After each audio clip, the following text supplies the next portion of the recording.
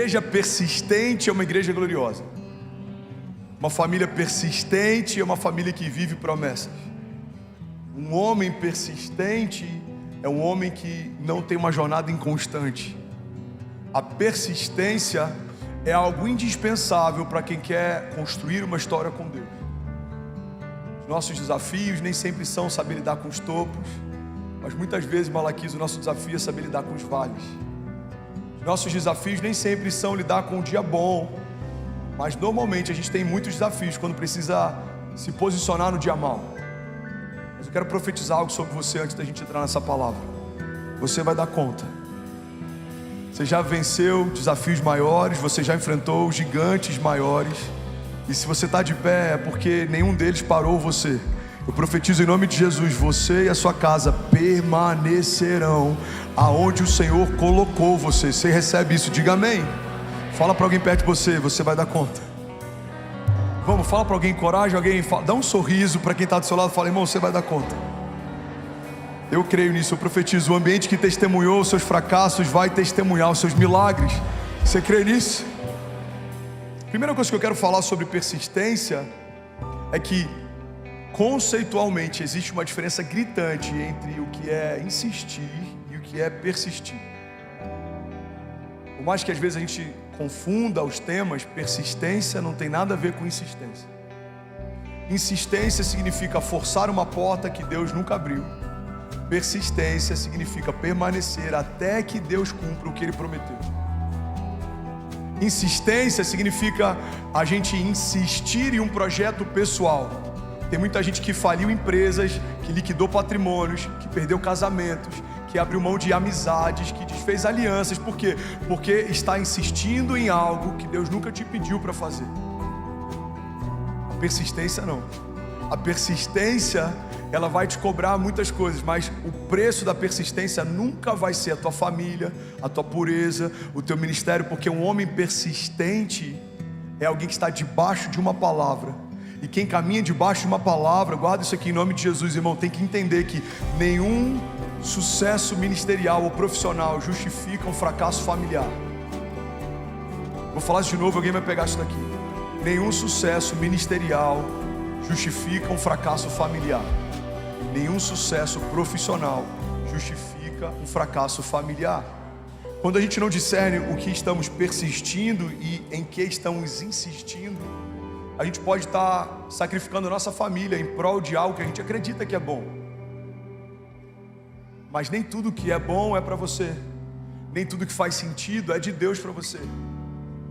Muitas vezes a gente está insistindo em algo que faz sentido. Igreja, olha para mim, a igreja de Jesus não se move por aquilo que faz sentido.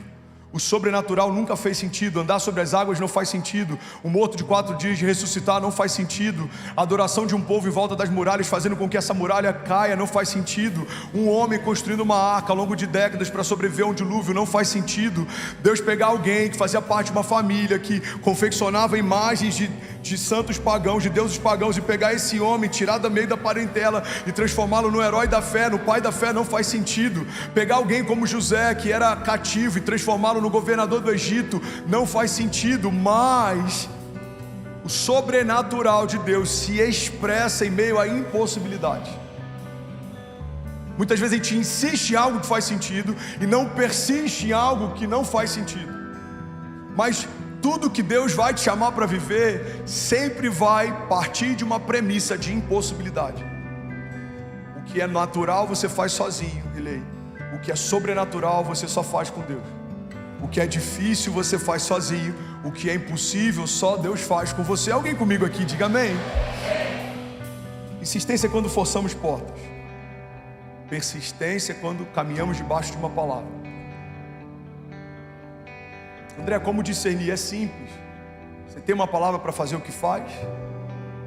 Você recebeu de Deus uma promessa para fazer o que faz? Sabe, uma das coisas mais perigosas numa pregação, que ativa a gente em relação a ser ousado, a se mover, a ser corajoso, é a gente tentar fazer isso sem antes ter uma direção. Já falei sobre isso aqui, não tem nada mais perigoso do que um tolo motivado. Mais importante do que a gente correr é saber para onde está indo. Mais importante do que a gente persistir é saber em quem estamos persistindo. Precisamos de uma palavra para fazermos tudo o que estamos fazendo. E é sobre isso que eu quero falar nessa noite. Alguém está comigo aqui de verdade? Diga amém. Persistência fala a respeito de permanecer independente do que se levante. Eu quero falar sobre 3 pilares fundamentais para quem quer persistir aqui. Primeiro pilar fundamental para vivermos persistência é maturidade. Fala comigo, maturidade. Por que a maturidade é indispensável para quem quer se tornar persistente? Porque meninos não conseguem persistir. Meninos não conseguem permanecer. Meninos não conseguem perseverar. Eu tenho 3 crianças em casa. Uma tem 10, uma tem 3 e uma tem 1. A Chloe ainda não chegou nessa fase, a Ceci já está saindo dessa fase, o Benício está no meio dessa fase. Você pede algo, daqui a pouco ele não quer fazer, e aí a gente tem que ficar insistindo, forçando, ele não quer fazer. Por quê? Porque meninos não conseguem permanecer, meninos não conseguem perseverar, meninos não conseguem caminhar debaixo de resiliência. E esse é um dos maiores desafios e é uma das coisas que mais tem gerado caos na estrutura familiar da nossa geração. Por quê? Porque tem muitos meninos casando e achando que o casamento os tornará homens. O matrimônio não torna um menino homem. Um menino precisa caminhar ao lado de um homem para saber como um homem se porta. O casamento não preenche vazios. Alguém completo casa com alguém completo, e aí eles então transbordam. Alguém comigo aqui?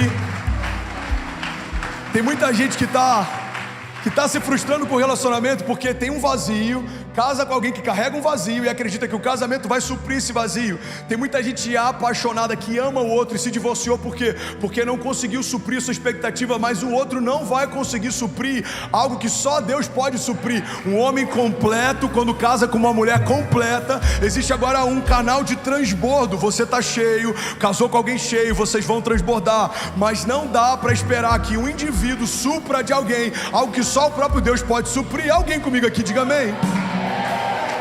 Então qual que é o desafio de uma geração que tem tantos focos de maturidade? Sociólogos chamam parte da nossa geração de geração Peter Pan. Vivemos na terra do nunca, temos dificuldade em crescer. Com 15 anos eu fui emancipado, com 17 eu saí de casa, nunca mais voltei, com 19 para 20 casei.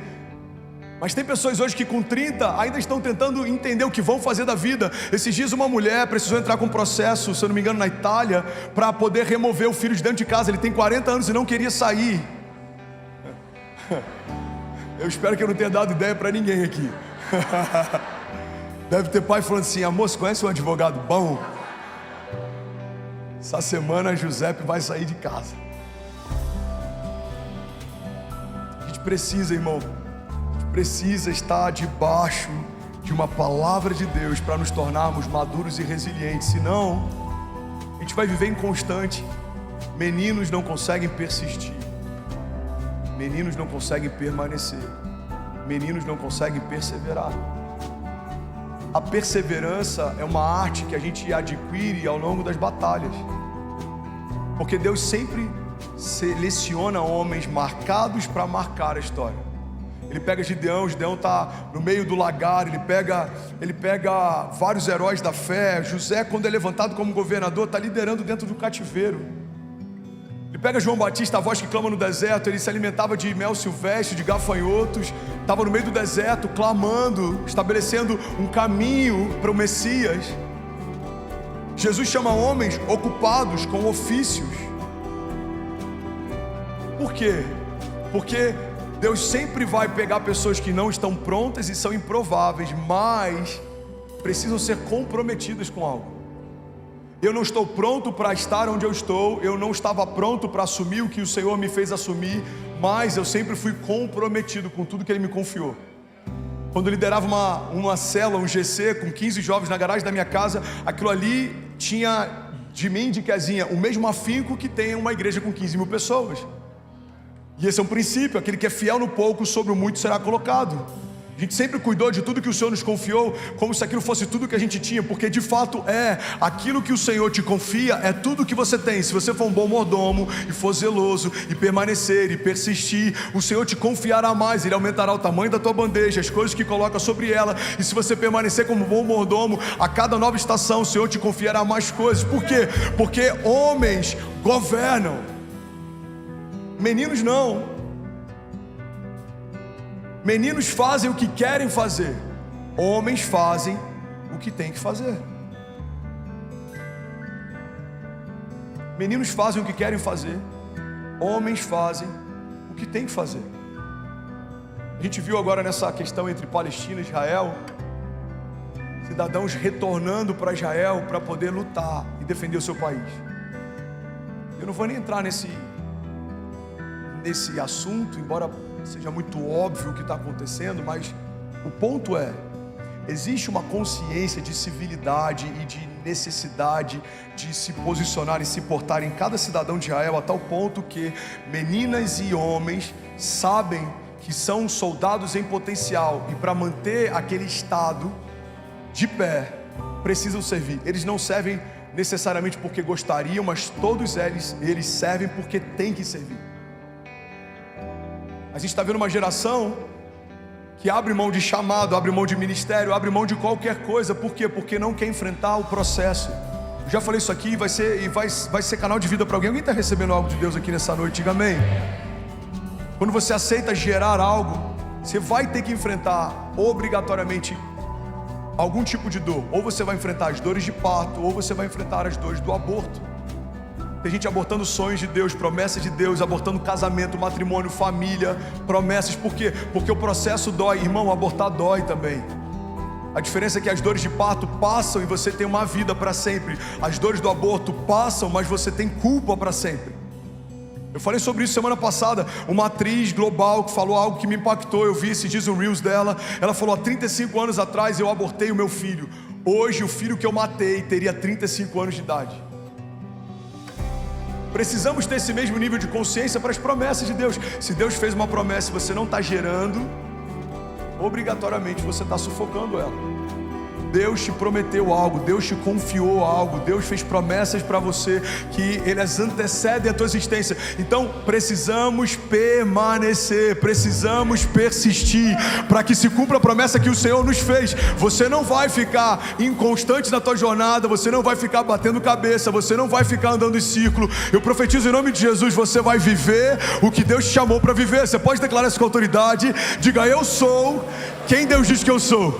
Diga: eu tenho o que Deus diz que eu tenho, e eu vou viver cada palavra que o Senhor disse que eu viveria. Alguém pode celebrar Jesus aqui nessa noite? Aleluia!